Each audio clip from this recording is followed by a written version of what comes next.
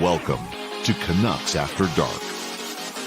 Here are your hosts, Parker Hallowell and Clay Emo.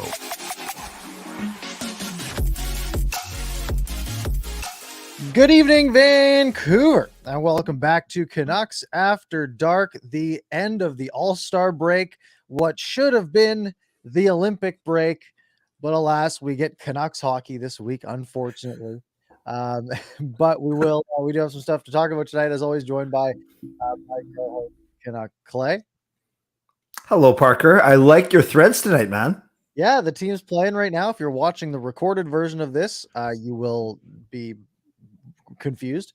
Canucks are playing the States right now, and I will be keeping everyone updated as we go. And I just realized my light isn't on, so I look weird. So I'm going to fix that while you talk.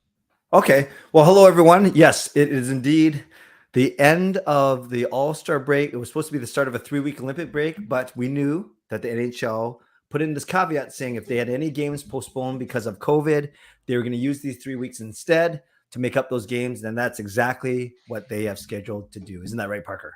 Yep, which means we get so much sports going on because personally, our plan has been we did this for the Summer Olympics last year. We just record CBC constantly and then skim through. So we can watch an entire day of Olympic coverage in like 3 hours, which is excellent. And that includes this game right here, which is Canada and the US, 10.5 minutes to go in the third period. So for tonight, though, we do have a bit of Canucks stuff to talk about. They obviously only played the one game last week on Tuesday before the All-Star break. We'll talk a little bit about the All-Star game and the skills competition, especially because that was way more exciting than the All-Star game itself. And then we got some Halak stuff to talk about. Jack Rathbone had 5 points tonight. We'll talk about that. And maybe we're going to touch on our predictions a little bit and see we're a little past the halfway point of the season, and I'd like to see where we're at on that. Yikes! I'm kind of scared actually to reveal how well we're not close to much. We're not doing great. Awesome! Can't wait. Yeah. All right. So where do you want to start? Let's acknowledge that it happened that last Tuesday the Vancouver Canucks lost 4-2 to the Nashville Predators. And refresh me. I can't remember. Honestly. You think I remember? Here, let me go to the game center. I've got it open. The Canucks had 32 shots on goal. Nashville had 28. Matthew Highmore scored a goal. Right. Oliver Ekman Larson scored a goal. Oh, that's right. His turnaround. Oh yeah, his 360. Yeah, and Highmore's was nice. That was a 2-on-1 that became a breakaway. Yeah, that was a good goal too. Those are two nice goals actually. And then the other team scored 4, so the Canucks lost. Yeah. Philip Forsberg went crazy on us. I remember. Yeah, Philip Forsberg scored twice. He's not a bad player. Yeah, and that's kind of it. I honestly don't remember that much from it, and it was so long ago it doesn't really matter. And you know why it even feels longer between episodes? Because we did go Monday night, but we actually were 2 hours early. So it's been 26 hours or whatever, 25 hours since the end of our last episode. 170 hours instead of 168. That's our problem. The extra 2% got us, or 1.5%. A week later, not a day later. Okay. That's why you're the numbers guy and I'm just the pretty face. That's all right. So let's talk about, we're going to talk more about sort of some news that came up today. Including, the Canucks are going back in action tomorrow against the Arizona Coyotes. Now, unfortunately, no Quinn Hughes. Quinn Hughes going into COVID protocol today. It's kind of a weird scenario because the NHL has sort of stopped testing asymptomatic players as of the All-Star break. They said they were doing one more test after the All-Star game, and then they're just going to stop testing players who aren't symptomatic.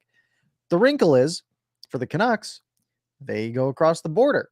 So for a player to come back into Canada, they had to get tested regardless. And Quinn Hughes tests positive. So Quinn Hughes will not be in the lineup. And since he's in the States, I think that adds that extra 5-day wrinkle, right? Instead of 5 days, it's 10 days. But unless the Canucks play in the States, which they don't for the next week, they don't play in the States for 10 days. I think he misses 3 games. I think where we're at. But what's crazy is, he misses the 3 at home, which is Arizona tomorrow, Islanders Wednesday, Toronto on Saturday. But then we don't play again until, isn't it in San Jose? Mm-hmm. So does he even come Next back? Thursday. I guess he comes back and he'll be ready. Yeah, I think he probably stays there because if he can't be with the team for 10 days, he would be able to participate like next Wednesday, and they play Thursday in San Jose. Just stay in the States. Once you test negative, you can go hang out, do fun stuff while you're down there, and not have to quarantine when you come back. Speaking of fun stuff, so what's weird is I saw Dollywall tweeting about messaging with Rutherford. By the way, I wonder if he talks to Rutherford a lot, hey? Yeah, I was just gonna say, I wonder if Sportsnet 650 gets upset at the Canucks that Rick Dollywall, still valuable member of media, is getting all the scoops before Sportsnet. Anyways, he said that Rutherford said that he was in Vegas, and then Ben Kuzma and others saying no, Quinn Hughes wasn't in Vegas. So I don't know if you know the true story or. Well, yeah, Ben Kuzma also said he was in Vegas because it was the words coming from Jim Rutherford's mouth. And then Kuzma confirmed it like an hour later saying, oh, I've confirmed he's not. He wasn't in Vegas at the All-Star game. He was just in the States. Rutherford just made a mistake, as I think sort of the end of it. Right. And yeah, so the Canucks are without him for 3 games, which really hurts. And I tweeted that, there's clearly a conspiracy here where you knew that Quinn Hughes wasn't going to be playing tomorrow, which is why you sold me your tickets to tomorrow's game. So I'm going to go watch, it's okay. I'm there for Louis. I'm there for Jay Beagle, and I'm there for Antoine Roussel. Parker, you give me too much credit. If I was that smart and if I had that predictive ability, I'd be doing something. Not this. I'd still be doing this with you, but I'd be doing other things with the rest of my life. So I hope you enjoy the game regardless. Yes, hopefully it'll still be fun. And other players who are maybe in a little bit of some hot water here are Tucker Poolman and Elias Patterson, who are both symptomatic, but not with COVID. They test negative for COVID, but they're both feeling under the weather.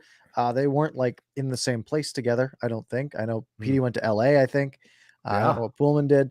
But both of them not feeling well, so their status also in question, especially with 2 games on back-to-back nights. You never know when they'll be back. And I don't know if it's a relief, Parker, that they actually had flu-like symptoms that aren't COVID, because we've been trained as soon as you have a flu-like symptom now, stay home because it likely is COVID. So I'm just saying it was pretty scary when we saw the tweet saying, oh, Hughes is in COVID protocol. And by the way, Petey's not on the ice either. That's not good. Then you'd been demanding a refund from me, I think. Yeah, I think I would have maybe gone to small claims, tried to start something, but no, it's unfortunate. It means that the next, hopefully Patterson is back. If Poolman, I don't think Poolman's going to affect my viewing experience all that much tomorrow, whether it's him in the lineup or like Noah Juleson or whoever it ends up being. I think I'll be okay. Hopefully Patterson's in the lineup, obviously. But if the Canucks are without Hughes, maybe without Poolman, there's some more gaps that the Canucks need to fill, especially because they don't have much defensive depth, or they have a lot of defensive depth. They just don't have much star power on defense. So losing Quinn Hughes for the next 3 games is going to be a big blow. But you know who plays a similar style to Quinn Hughes, also on the same side, who, as you mentioned off the top of the show, blew it up in Abbotsford tonight? Why don't they call up that guy? Yeah, you'd think, maybe a guy goes out there on a nice little Sunday night in Abbotsford, gets a goal, 4 assists as a defenseman, a dynamic defenseman, an offensive defenseman, who is literally Quinn Hughes, but a lot worse, which is no offense to him. Just Quinn Hughes is such a high level. Jack Rathbone tonight gets a goal and 4 assists. Saying he told Chris Faber it was the first time since Pee Wee that he's had a 5-point game. And I think Sheldon Rempel also had 5 points. But that's big for Jack Rathbone. But again, he doesn't get the call. It's once again Juleson. And who was it? Who we talked about this before? Yeah, Juleson's going to play, and Breezeball Sotner gets called up as well. Yeah. And I know Jasper and we're kind of, Parker, you and I are kind of joking. We know that Rathbone's been injured. He hasn't played, and they obviously want to, you can't just call him straight up to Vancouver, as much as you and I would love to see that. He's got to get in some games in Abbotsford, but it just kind of speaks to as you said, we have depth, but how good's the depth? We're already missing Hamonic. Now we're missing Pullman, and now we're missing Hughes. That's 3 of, say what you want, that's 3 of our top 6. So you have Myers, you have Oyel, and you have Shen. And then now who? You have a Hunt, a Burrows, and a Juleson with a Sotner banging the door to get in. That's not the most confidence-inspiring lineup I've ever seen. No, it's really not. It is a lot of okay players. And that's kind of the bar the Canucks are at, right? The Canucks have a lot of okay players that aren't performing all that well. And the bright side is you take one of them away and you have a bunch more of the same to fill their place. And I remember when we had this conversation sort of, after free agency, and we said, oh, well, the Canucks signed a bunch of mediocre depth players.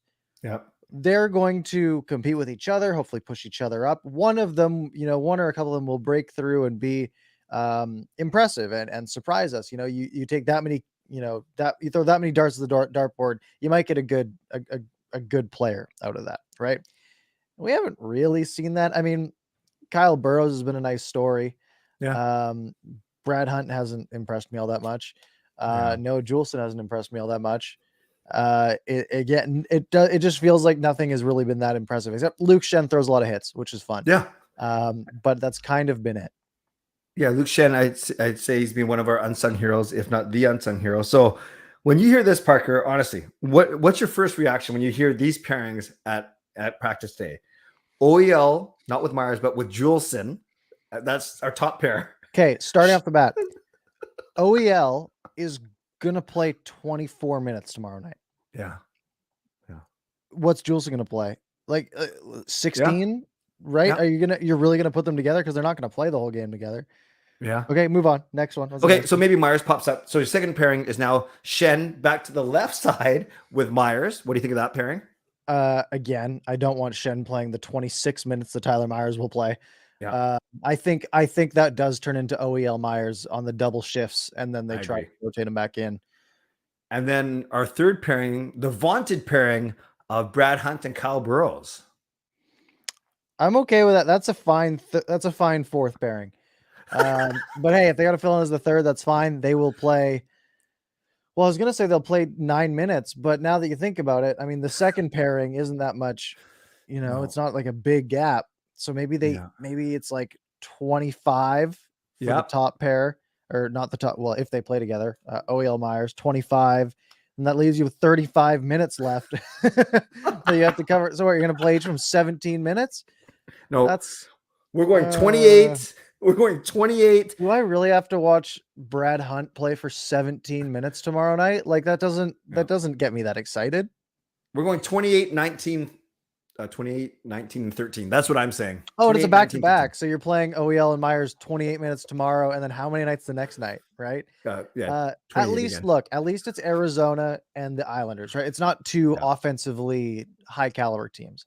So in theory, the defense shouldn't have to do too much. However, we say this, and then the Canucks get shot on 40 times, and we don't know what's going on. So who knows? Okay, so I'm going to quickly run through the forward lines for you. You tell me, just listening to this, your impressions and where PD comes in if he plays. So you ready? Yeah. Pearson, Miller, Besser. Oh. Okay. Dickinson, Horvat, Garland. Remember, he does like Horvat and Dickinson together. What is this left wing? Mott, Lamico, Chason, Noah Highmore. I'm fine with that. And Podkolzin and Hoglander are two young guns with Dowling between them. Where does PD fit in? Oh, I that's all wrong. Move Podkolzin up to 1, Hoglander up to 2. Put Patterson at, do something there. I don't know. Move Horvat down, put Patterson there. I think instead of I think what they should do in these cases is, and again, I'm not a coach. I think you try to just have 3 good lines instead of 4, or even 2. Okay. And you say, hey, we're going to have 2 really good lines. They're each going to play 22 minutes. And then we're going to have the ability to score for 44 minutes of the game. And then we're going to have Chase on Dowling and Dickinson out there to kill some time or whatever. The problem is I feel like every single line here has a negative, right? The top line is Pearson, which I'm okay with, but I think that, and he's been good, but he's not a first line player. And I think you're going to get more luck with a Hoglander or Podkolzin, even though I think Pearson has more points than either of them. I just think they're more dynamic and can create more. Yeah. That second line has Dickinson, who has been not good this year and is a 4th line player at this point, and not a second liner. Third third line I'm okay with. The Yeah. thing is, I think I'm okay with it because you've shifted so many people down that it makes it a little bit better. Yeah, I don't know. Yeah. I'm okay with it. I don't know how long it lasts. Right. Right. And then we're not even talking about the opponent. Maybe we don't have to because they're so bad. But True. we've been joking about it. Any thoughts about the return of Eriksson, Beagle, Roussel? I don't even know. I get to watch the video tribute. Do you think they combine all three into one like 10-second thing? Or do they And they don't even say their names. Or Welcome do back, they, guys. yeah, or do they each get their own commercial break? No way. No. They were wish barely they here. would. Louis was here for 5 years. Louis was barely here. I think 5 years. It's half a decade. I think it's to be a 30 to 45 second clip, and they start with Louis and music, and then Louis skating around and scoring in his own net, and then they're going to show Beagle winning a face-off, Roussel plastering someone in the boards, and then they'll say, "Welcome back," or "Thank you, guys." Okay, so they're going to show one highlight of each of them. Well, just off the top of your head, let's say, what are the one highlight from each player that comes to your mind? Roussel, I will give you. I know scoring on the night of Alex Burrows' tribute game. That one's a gimme. Okay. Jay Beagle. A great defensive face-off win. We're not going to do that. How many goals did he score in a Canucks uniform? He was here for what, 3 years? Three full years. I mean, he only played like 140 games. Funk Hughes has a great one. He scored 6 goals plus 1 in the playoffs. And Funk Hughes actually says, and that's what Funk Hughes saying. The OT winner in the 2020 bill. I literally don't remember that goal. I actually do, from the slot. It was good. Okay. And then for Louis, pick your empty netter of choice, man. If they showed an empty net goal from Louis Eriksson, he scored. So 5 years in a Canucks uniform, he scored 21, 32, 38 goals. Total. 38 to choose from. He did play 10 playoff games in the bubble where he had 0 points. So it won't be anything from there. How do I not remember any of those 38 goals? I don't Viewers, know. help us out here. Give us a good Louis goal. If I Google Louis Eriksson Canucks nice goal, how to see it? Louis Eriksson debuts for Canucks and scores on own net. That's the top result. Oh my! Oh, Eriksson's go-ahead goal.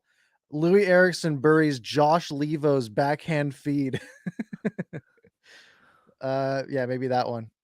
Okay. Louis Eriksson finally gets first point of the season. Louis Eriksson finally scores a goal. The word finally is used in so many of these titles. Oh no. We're getting some great suggestions in the chat, Parker. Jaskrin says Louis scored against Tampa. Okay, we'll take your word for it, man. Mr. Fuzzy Wuzzy says he scored an open tap-in against Boston.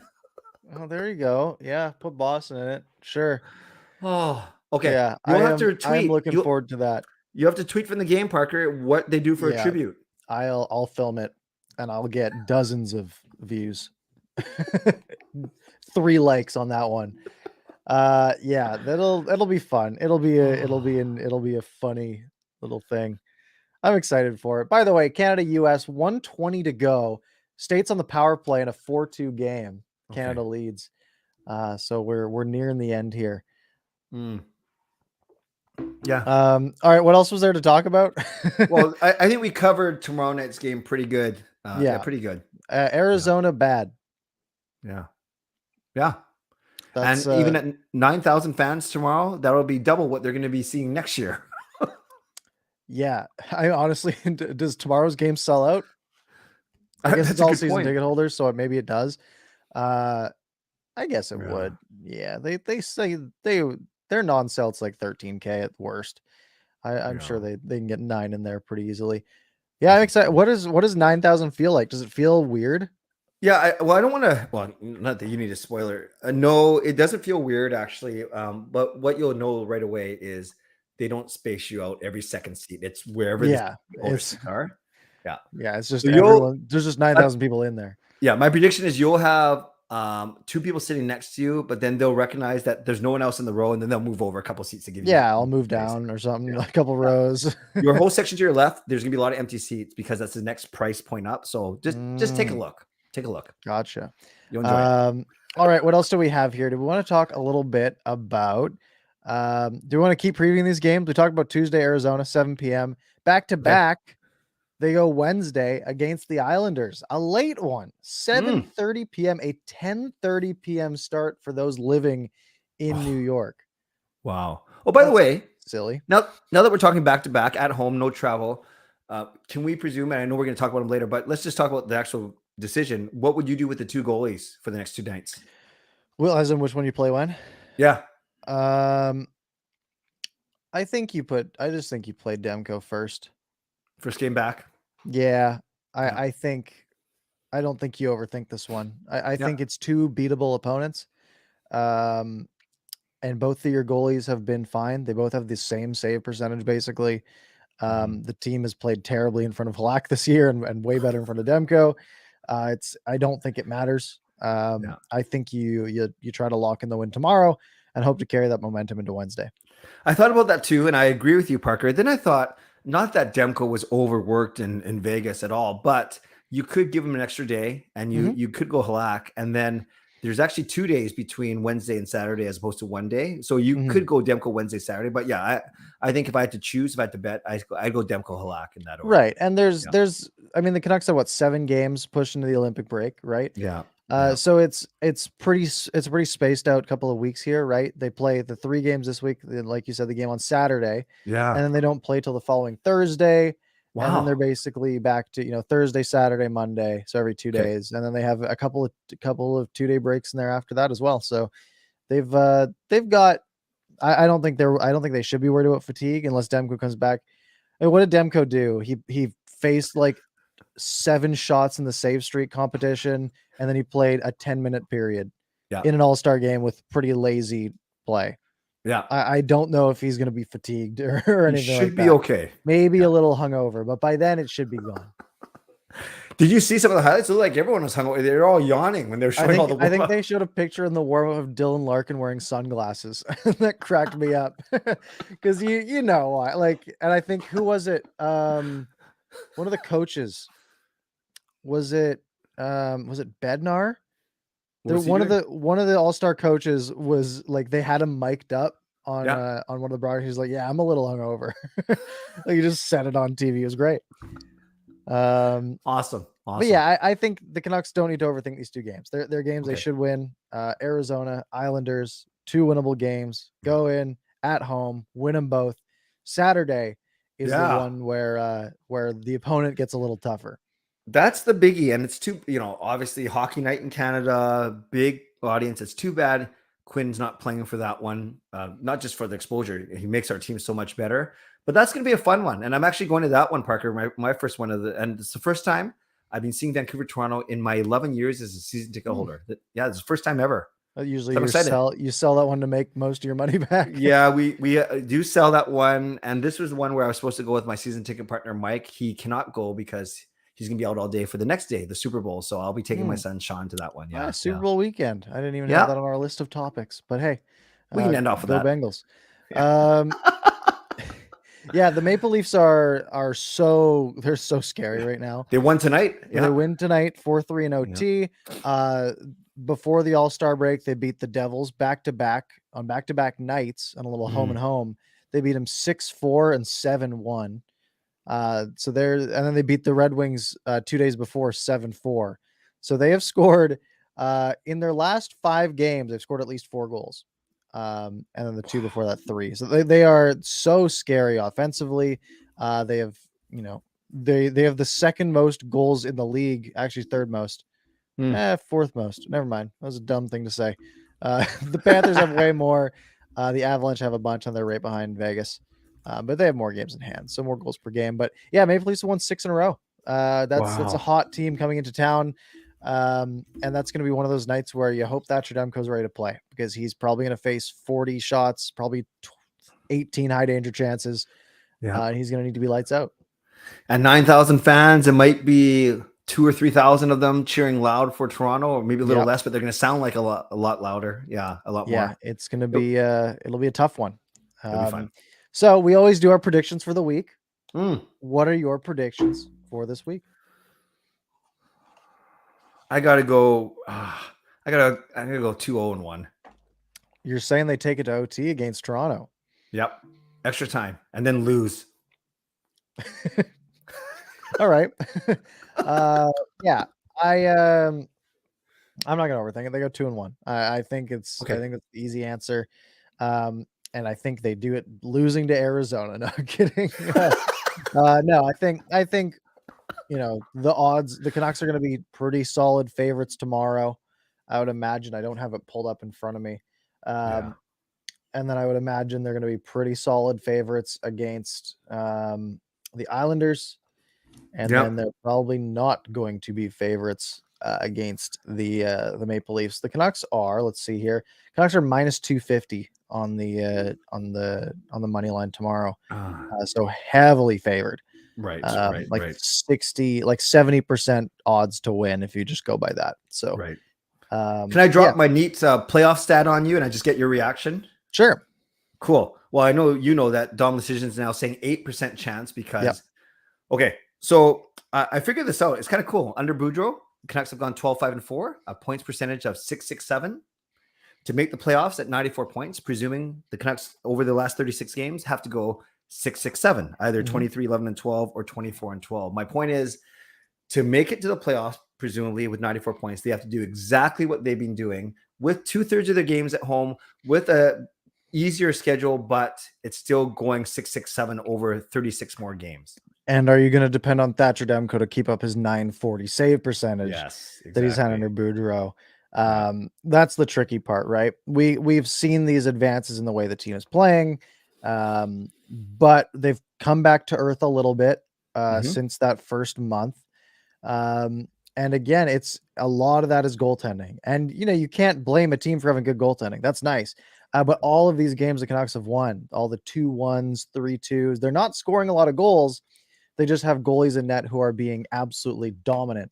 And that has been the real reason for most of these wins, because they're all 1-goal games.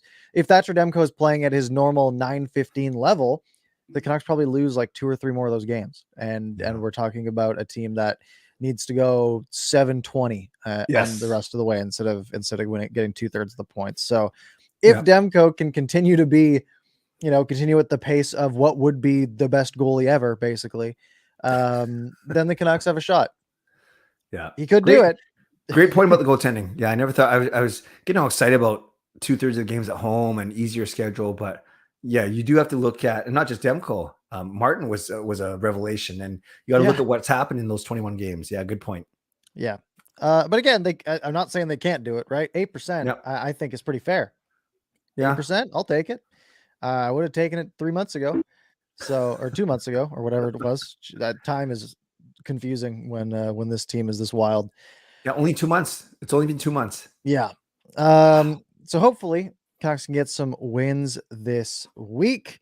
And I do want to officially say that the Canadian women are undefeated. I have a question mark in there, and I'm going to take it away while we bring this up. Yes. Canada beats the States 4-2. They win their group, meaning I think that just means they get a real easy schedule. They probably play the second team from another pool. And I don't have that in front of me. So I was explaining to my daughter Kayla tonight how Canada and US are so dominant in women's hockey. And I tried to explain to her that if any of these lesser teams beat Canada or US in women's hockey, it's I don't want miracle is too strong a word, but it's one of the biggest sporting events in that small country's history, potentially. So what would be an analogy in the NHL? Like, would it be Arizona beating? No, Arizona did beat Colorado though. It would be like a mid-tier college team beating the Toronto Maple Leafs. I like it. Is kind of the level they're at. It's because it's about the investment in the game, right? Canada and the States have really pushed the women's game, and again could do it more. But that's been really the big difference, and lots of these other countries just haven't funded it, haven't put much into it. and you see these, I'm sure you saw that Twitter discourse yesterday, that Toronto Star article that someone published that was like, oh, we should just get rid of women's hockey at the Olympics because it's only 2 teams competing anyways. It was something like, it had like 14 likes and 1,000 quote tweets. Great ratio. And people are like, I want, yeah, maybe it's, maybe it helps that there's all these other teams. Maybe they'll get better. So that kind of cracked me up. Yeah. Well, I like your analogy about a mid-tier college team beating a Toronto Maple Leafs team. So in the chat, just as we're going, viewers, put in what kind of a comparison will you make? We see a Zamboni driver beating that happened. A Zamboni driver beating the Leafs. Yes. Yeah, that is true. So I think the way it works, looking at this, I think the way that this playoff structure works, every team plays everyone in their group. There's 2 groups, 5 teams in each. Okay. So Canada won their group. They're 4-0. So they won all their games. So they would, in theory, face the 4 seed of the other group because 8 teams go to the quarterfinals, which currently sitting in the 4 seed is Sweden. And they are, it's similar to soccer. Like it's a 3-point system. So a win is 3 points, overtime win is 2, a loss is 0, and overtime loss is 1. Canada obviously gets 12 points. Looking at Group B, it's looking like Sweden right now is 1 and 2. So they have 3 points. China is 1 and 2. They have an overtime win. So Sweden has a game in hand. Denmark also has a game in hand, and they're at the same boat. So it's going to be, because China won in a shootout yesterday against Japan. It's going to be, I mean, that whole group is Japan, Czechia. They changed it from Czech Republic. China, Sweden, and Denmark. It could really be any of those teams, and the Canucks are going to get, or the Canucks, Canada's going to get the 4th seed out of them, while the States will get whoever the 3rd seed is. I must tell you, I was very torn in that China-Japan thrilling game because those, as you know, are my 2 countries of origin, or at least ethnic origin. So, yeah, okay. So China wins. So you said it could be China, Denmark, or Sweden. Yep, could be. Yeah. So hopefully they keep it going. And I mean, we very well could see a Canada-US final. I think that's what I'm hoping for because that's just good hockey. It could end up being Canada-Japan. Who knows? That would be interesting. And I think the last thing that we had that was sort of Canucks related was Yaroslav Halak. And we sort of talked about this with the back-to-back games coming up, and the back-to-back will be Yaroslav Halak's 10th game in a Canucks uniform, meaning that bonus gets hit. $1.25 million for appearing in 10 games. And the way bonuses work, for those of you who don't know, basically he has his base salary, which is $1.5 million. That is on the cap this year. The way bonuses work, and it works for performance bonuses for players on entry-level contracts. The only people who can have bonuses, entry-level contracts and 35-plus age old contracts. Guys. So he is in that 35-plus category. So the Canucks contract is basically, hey, you get $1.5 million for showing up. You get an extra $250K if your save percentage is above .905, and you get $1.25 million if you play 10 games. Okay. What that bonus allows you to do, though, is since it's not guaranteed, it's not on the cap this year, it goes onto your cap next year if it's hit, if you don't have the cap space to pay for it this year. Right. So the original thought was, hey, if we trade Halak before he hits that 10th game, he would hit that 10th game on a different team. The Canucks would not be responsible for that bonus. Well, he's going to hit that 10th game. So that's sort of off the table. Yeah. So the Canucks have 2 ways now to prevent that bonus from kicking in next season, right? Basically save $1.25 million off the cap. They have to either trade him to a team and convince them to also take the bonus, right? So they have to say, hey, we're doing this trade and you're going to take on that $1.25 million. Now that's going to mean that the trade is less valuable, right? Yeah. It means that instead of a $1.5 million cap hit, they're trading a goalie with a $2.75 million cap hit. That is, a big hit for a contending team. Or they can clear enough cap space this year to allow the bonus to fit this year, which sounds easy. It's only what, $1.25 million. Problem is the cap accumulates every day. So 1.25 million now, or at the trade deadline when you're 3/4 of the way through the season, is actually like $5 or $6 million on the cap as a cap hit at that point. So no, that was well explained. So the fact that we are over in terms of using our long-term injury reserve, that is keeping us from expensing that bonus this season. Right. So what's interesting about all that, Parker, is you and I, for the last month, when we talk about trade rumors, we always start with JT Miller, and then we work our way down the list. Besser, qualifying offer, Horvat, UFA at the end of next year. Now Garland, right? We talk about all these guys. But I've heard Jim Rutherford twice in the past week say, don't presume it's going to be the top level guys that we have to move. We can make cap space by moving some this is my words, mid-tier guys. And when I hear mid-tiers, I think of the Pullmans, the Hamonicks, the Pearsons, the Dickinsons of the world, where they're making 3.5, not 6.5. But you move two of those guys and you have your cap space, not just for the slack bonus, just overall. So that's really fascinating to me, actually, that he comes out and actually says that. Right. And the tricky thing here is, like you said, it's the way that long-term injured reserve works, right? Because basically, if you have a player that has an injury that means that they cannot play for the team for a long period of time, their cap hit no longer affects you. But it's not that it's just like, oh, it just doesn't count towards your cap. It still counts towards your cap, but instead of reducing your cap hit by X amount, it allows you to go over your cap hit by X amount. So instead of the cap being, what is it, 81.5 million, or whatever it is by default, the Canucks can go over it if they want to by about $9 million. And that is because they have Michael Furland, Travis Hamonic, Brandon Sutter, and Brady Keeper all on LTIR. And all of them add up to around $9 million.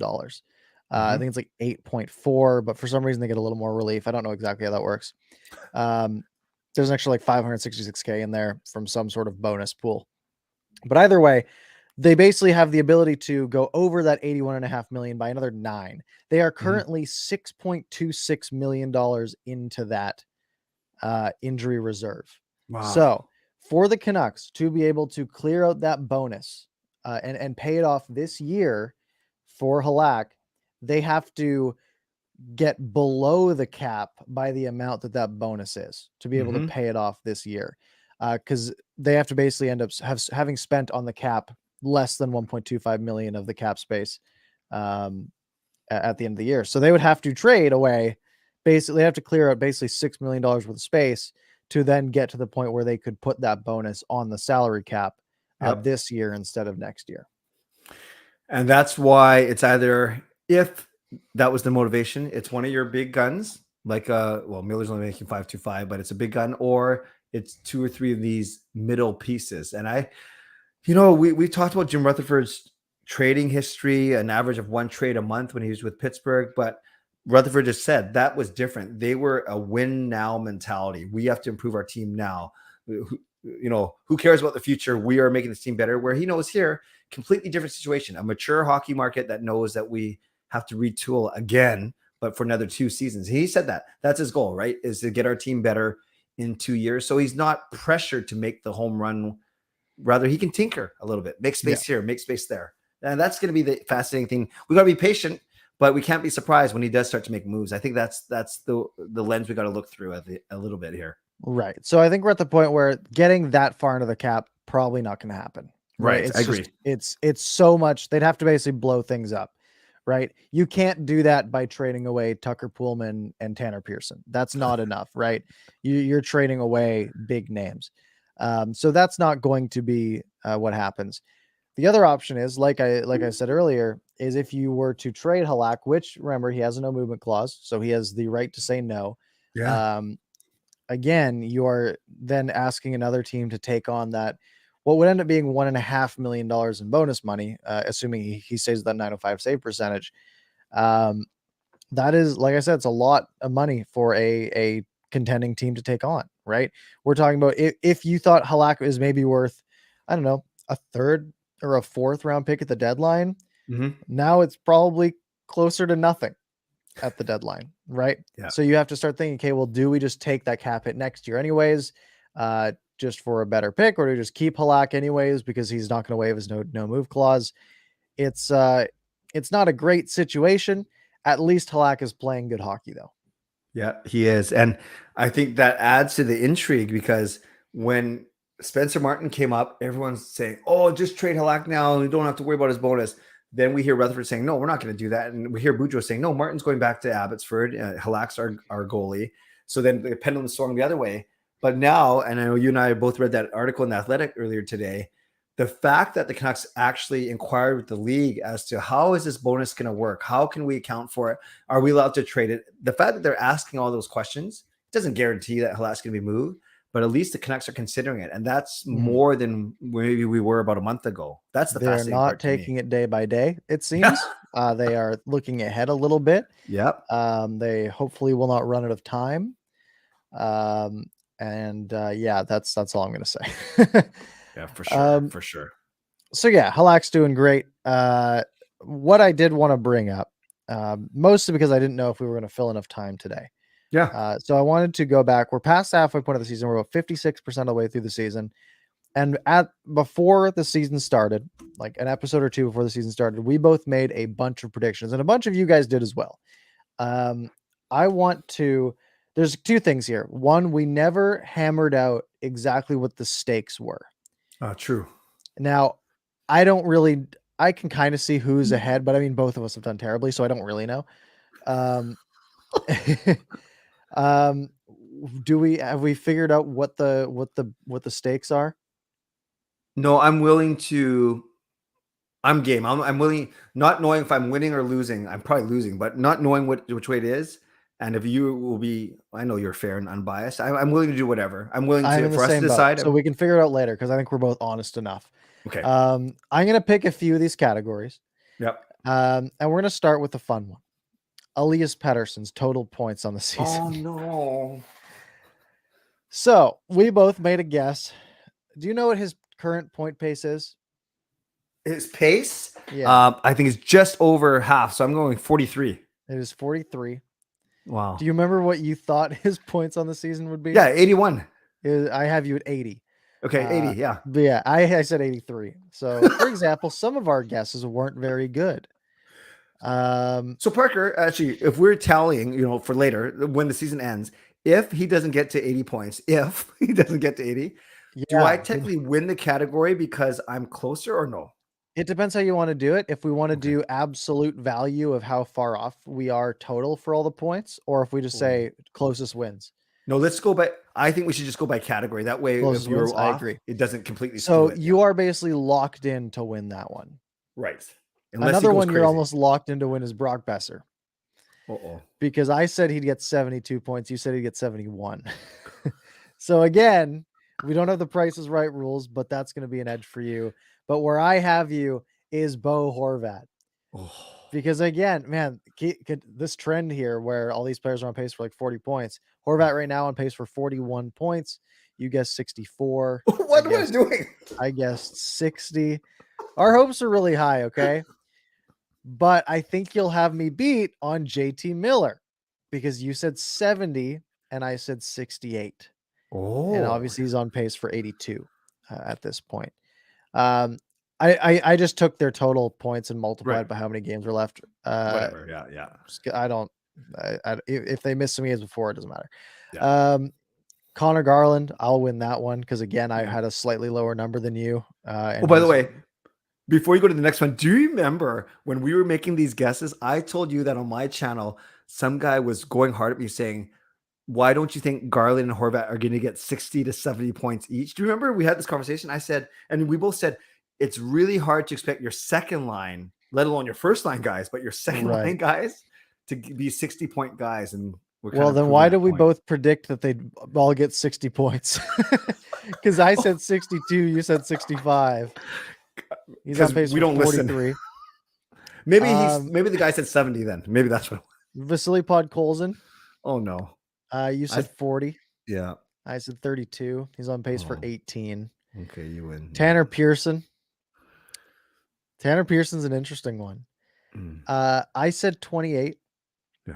You said 33. Do you know what his pace is? 30 or 31. 34.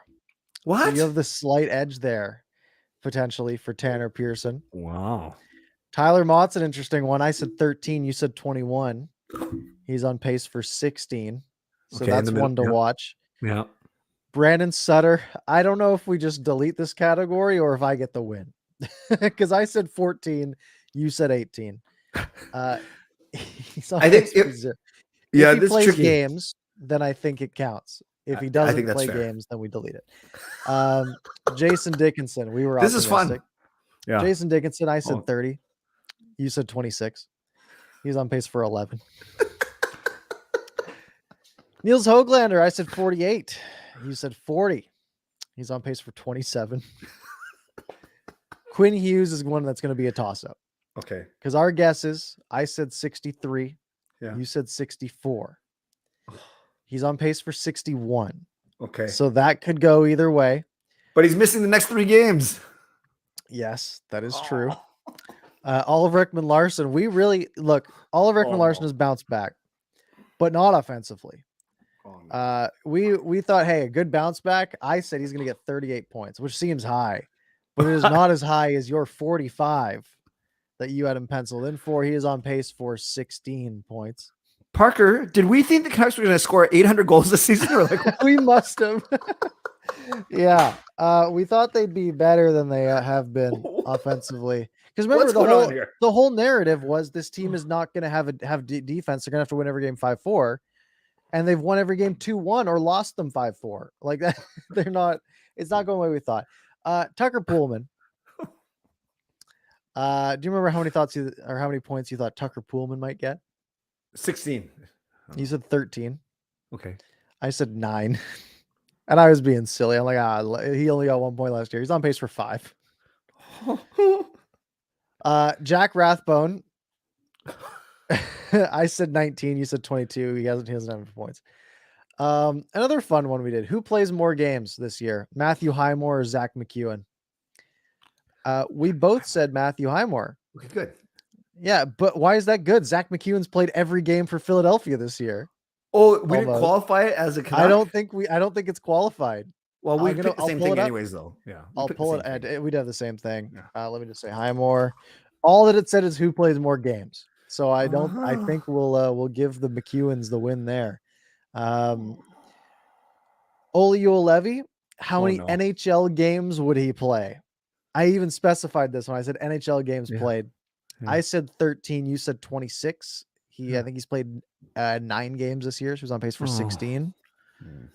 Klimovich, we both said 0. This is one you might have. Tyler Myers average ice time. You said 22. I said 21. Yeah. He is at 22-13. Okay. I'm safe there, I think. Thatcher Demko's save percentage. I said 915. Oh, that sounds good already. You said 918. What am I doing? He is at 917. Oh, okay. So that's one that is gonna flicker each way. Yeah. Yaroslav Halak. I said 913. You said 915, and he is currently at 918. Oh. And the last one was just how many games will Mikey DiPietro play? I said 4. You said 3, and he's played 1, so he's probably not going to play anymore. So from there, I think it's pretty close. There's some other ones too. Total points you're going to win because you were lower than me. Right. We both said the Canucks will make the playoffs. That's going to be wrong, probably. Yeah. How many games will the Canucks win versus Seattle? We both said 3 out of 4. They're at 2 for 2. Okay. We both got these ones wrong. Will Travis Green be fired by May 1st? We both said no. Same with Jim Benning. Canucks goal differential. Total goal differential. We were both in the positives. Yeah, well, obviously. When they're scoring that many goals. But not that much. You had them at plus 10. Oh. I had them at plus 7. Oh. And they are at minus 11. Longest winning streak of the season. I said 6, did I? You said 5. I said 6. Oh, good job. Good job. I've clinched that one. I'll give you props. And you have clinched longest losing streak, though. Oh, because you had 5 and I had 4. And they had a 5-game losing streak. Okay. So that one's locked in already. Yeah. Other fun ones we had were like contract values for Quinn Hughes, which I'll win because you were a little higher. Elias Patterson, you'll win because you were a little lower. Okay. This is I think fun, that's all man. of them. I like this. And yeah, so that's all of our predictions that we made. I think it's So we pretty basically didn't even. get one right, basically. No, none of them are close. Some of them are. Like Tanner Pearson's is pretty close. Yeah. Some of the lower tier players where the numbers are so low that Tucker Poolman, we doubled up a bit. But hey, so we'll go over this again. Yeah. Let's do this.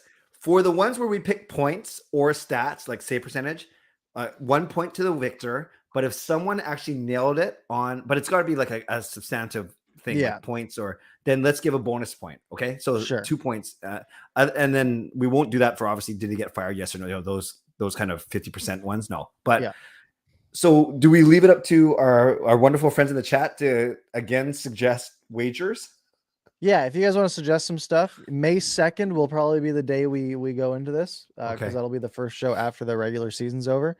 And we can do a deep dive. And again, I don't want to count who's ahead of who on any of these until the end, because even if we're going through and if there's like a really impressive guess, then that's sort of that bonus point territory. Then we'll give those. And it's the way you explained it, Parker, I was feeling really good because the first 3 or 4 you said I had, but then there was like a gap where you had about 18 in a row, and then I had some at the end. So we'll see what happens. It was really just who had the lower number for almost all of the points, which is very sad, except for JT Miller.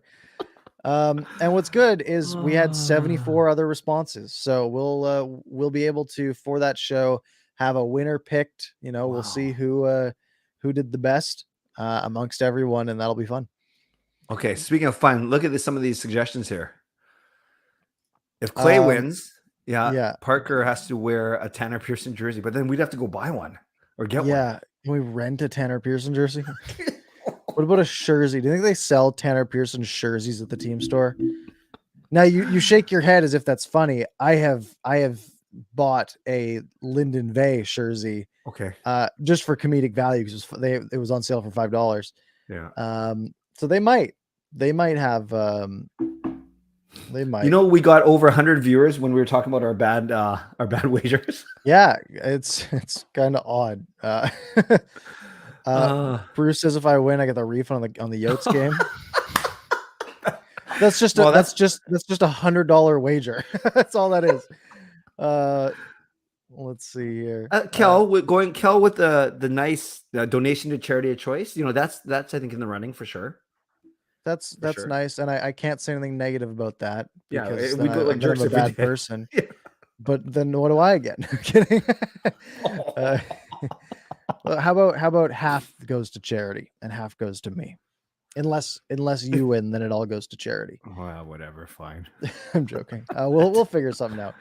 3-star restaurant dinner. What is a 3-star restaurant? 3 Michelin star? Because then we're talking. If we're talking Ricky's, that's a bit of a different story.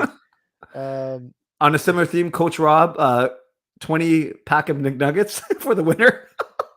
Okay, so the thing is, lots of these things have flat dollar values. It's like, hey, this is an $8 bet, right? At this point, right? 3-star restaurant, okay, it's a $24 bet. I'm crying here. This is funny. Oh, that's great. RP says loser has to wear the most hated team's jersey, but then we have to go buy a jersey. Yeah. Like what you want me to go buy a, I don't know what's the most hated team. I'm not saying we do this one, but Parker, as a takeoff on that one, do you have a jersey though that you don't wear anymore? Like if we did, you have to wear a jersey that you don't wear for whatever reason. Because I already know mine. Okay, I know yours too. I don't have anything that bad. I all of my jerseys are well respected former Canucks or current Canucks. David Booth is very sad, Yeah, wear that to a game. That would be great. I don't see. That's the thing. I don't want to bet like that because then it makes us look bad. That's true. It's because people aren't going to get the context. They're going to go on Twitter like, "Why is Canuck Clay wearing a David Booth jersey?" And it's going to get 300 retweets, and then Rick Dollywell's going to unfollow you, and then everything's going to be right. sad. Okay, you're right. It's got to be stuff that you can't have evidence of. Yeah. Losers to get a Benning tattoo. There's no chance of that. This is loser has to go to Fresh Slice Pizza and stay there from open until close, but for every slice you eat, you get 20 minutes knocked off your time. So let's do some math here. Fresh Slice Pizza. Oh boy, Tyson, that was funny. That was funny, Tyson. Fresh Slice Pizza is open, at least the one in Surrey. Yeah. Actually, there's another one in Surrey that has worse hours. We'll go with the main one in the heart of Surrey because it has the longest hours. 9:30 a.m. to 2 a.m. So no, we're not doing that. That's too 14 long. hours. That's like, so if you want to make it 0, you got to eat 42 pieces of pizza. Yeah. So I could probably, you get there for breakfast. I think you knock out 4. But then you're only down an hour 20. And then for lunch, you knock out another 4. And then for dinner, you're just trying to get as many as you can. So let's say you eat 16 pieces of pizza that day. So 5 hours off. Yeah. That's not enough. Then you still, so you're there from 9 to 9, basically. Yeah. That's not worth it. I'd rather pay $100. I don't like how Reaction Club is not being equal opportunity. He keeps saying if Clay loses, he has to streak down this street just in his underwear. But what is it Parker loses? I don't lose. Okay. Don't worry about that. Yeah, these are great. These are some good suggestions. Chase on jersey for you. Yeah, the thing is, I'd love a Chase on jersey. I have a Michael Chaput jersey in my closet. You think I'm not gonna like? You think Chaput's better than Booth? Yeah, he's not disgraced. What is he? Is he done anything bad? Michael Chaput. Okay, everyone in the chat. He got brought up from the minors today. Fine. If you had to choose, would you wear a Michael Chaput jersey or David Booth jersey? Just type in Chaput or Booth. Answer. You know, it's really funny. You go on. I search Chaput's name. This is a post from RotoWire today because they do all like any transactions. So he got brought up from the minors because Malkin got put in protocol, and the photo of him is in a Canucks jersey. That good number 45. Maybe I'll wear should I wear the Chaput jersey to the game tomorrow? That'd be hilarious. That's up to you. It is up to me. Not here to judge. That's the problem. I have so many jerseys that I like. It's like, am I really gonna wear the Chaput jersey? But I kind of want to. It is pretty sweet. Oh man. Yeah. Everyone's saying Booth. Booth was worse, right?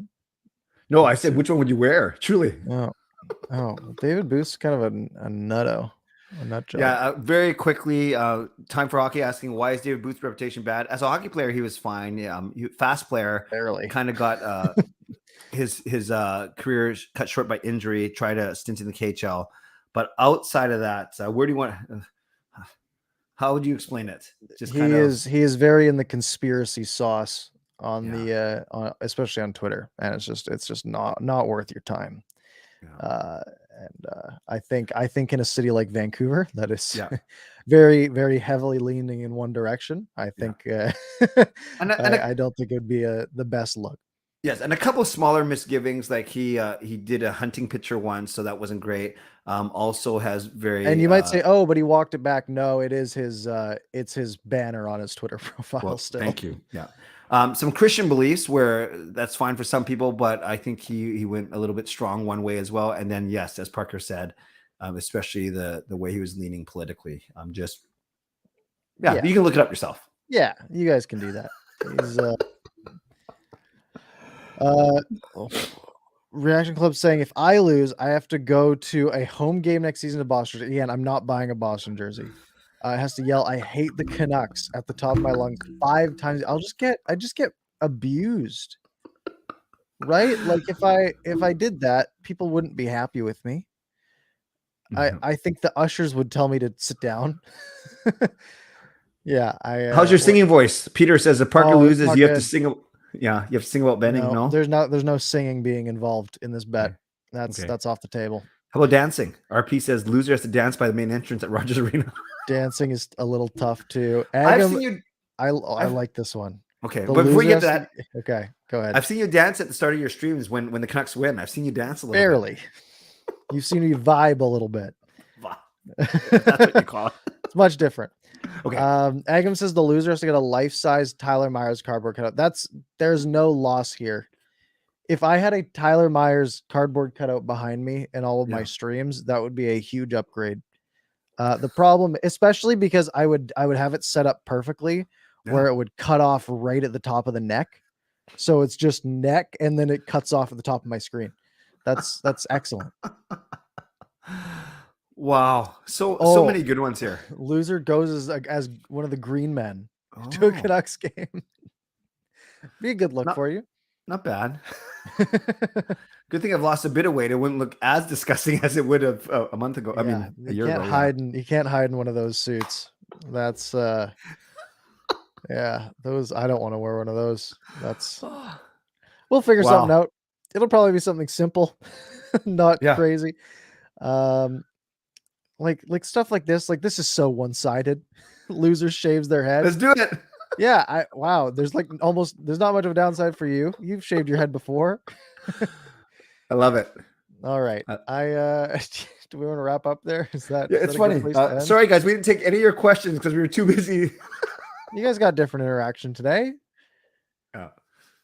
That was good. That was great. Yeah, we're gonna wrap up there. We've got a bit of a busy week. Canucks play 3 games this week. So I do stuff after Canucks games. Clay does stuff after Canucks games.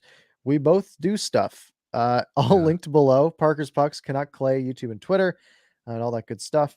If you enjoy the show, hit like, hit subscribe, do all that normal stuff. You can follow both of us on Twitter. And if you missed any part of it, you can rewind back to the beginning, or you can find it on your favorite podcast platform in about 30 minutes or so. It comes up pretty quick nowadays. So, Clay, any parting words for the evening? Yeah, I wish you tons of fun at tomorrow's game, man. I know you'll represent the GLCPC or just represent yourself in whatever you're wearing at the game. And I just want to make sure for next week, it's Valentine's Day. We both are in relationships, but I think we're still going to try and do a show. Is that correct? Yeah, I think it's late enough that I can get away with it. So we'll give it a go.